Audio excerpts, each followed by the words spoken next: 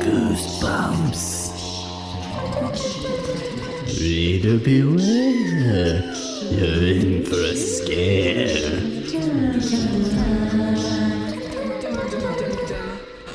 Today we've got Goosebumps, Say Cheese and Die.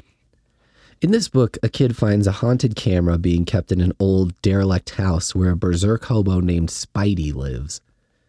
Spidey's furniture is described as being a couple overturned milk cartons, and I'm only a couple very inexpensive and inherited pieces of furniture away from that lifestyle myself.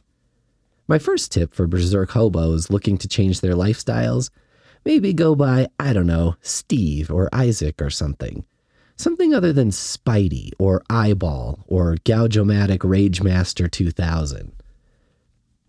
It turns out Spidey isn't all that dangerous, but just once, I would like to read the horror novel where the hobo everyone fears is, in fact, dangerous, worthy of fear, jumping out of the bushes and exposing himself and so on.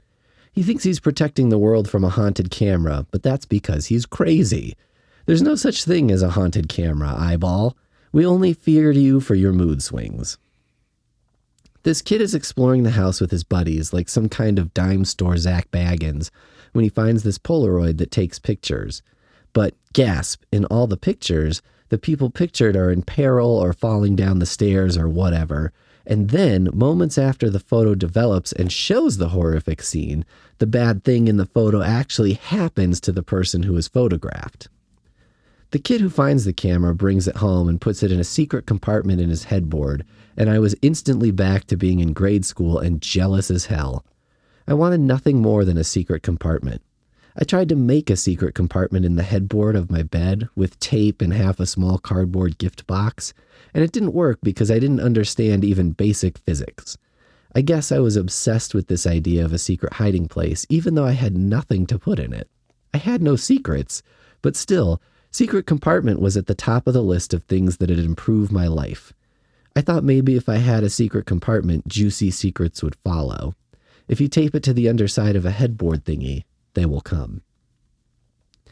This book does contain probably the most stirring imagery up to this point, which is during a baseball game, and I will read it to you. It's an image of a kid being concussed in a game.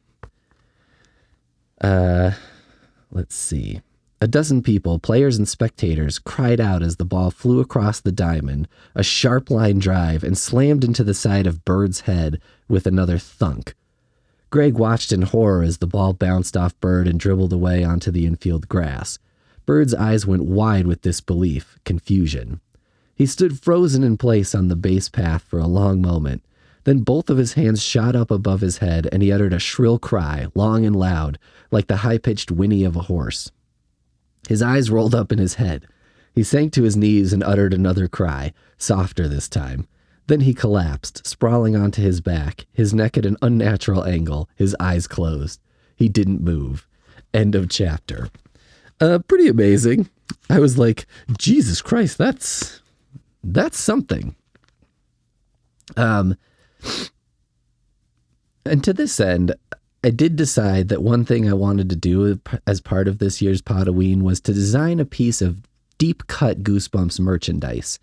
So what I did is made a Pitt's Landing Dolphins design that's available on Redbubble, complete with my very own Nickelodeon splat and everything. Now, after I designed this and I put in some tags like Goosebumps and Say Cheese and Die, Redbubble held it for review, which can take up to a month, but in my case only took a couple weeks. I guess they want to make sure I'm not doing copyrighted stuff here, which this seems borderline, but come on. There's tons of stuff way more copyright unsafe than this, right? I mean, nobody else is making a Pitts Landing Dolphins anything. And so I made an old-timey baseball guy with the head of a dolphin who has a camera for no reason. And it's on a very Nickelodeon-looking background and all that. You can find this by going to helpfulsnowman.com and then clicking on the merchandising tab near the top. Now, here's another part I wanted to read. So he had a dream. Our main character, Greg, has a dream. It was about the camera. I was taking everyone's picture. My whole family, Mom, Dad, and Terry, they were barbecuing in the backyard. I held up the camera. I kept saying, say cheese, over and over. And when I looked through the viewfinder, they were smiling back at me, but they were all skeletons. All of them. Their skin was gone. And Greg's voice trailed off. What a dumb dream, Sherry said, laughing.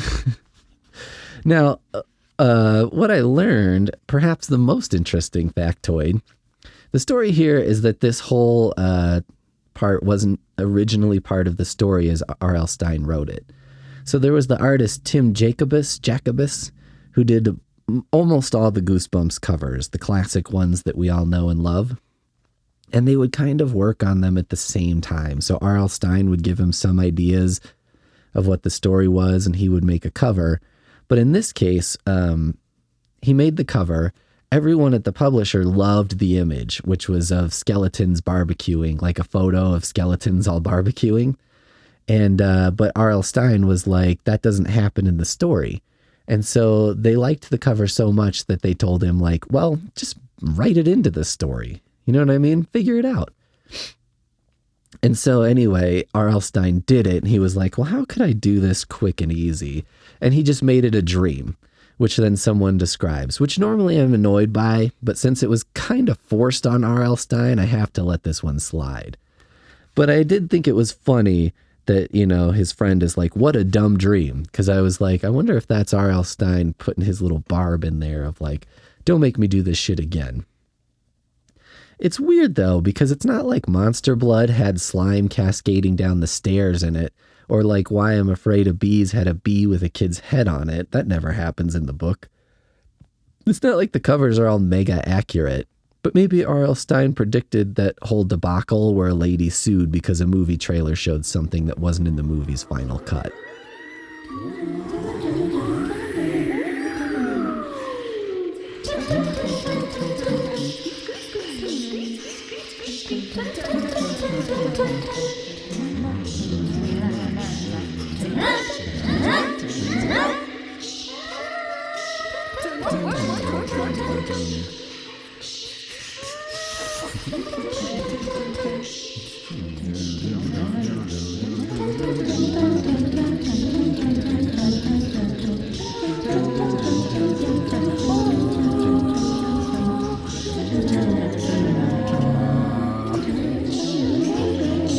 Goosebumps. Reader beware, you're in for a scare.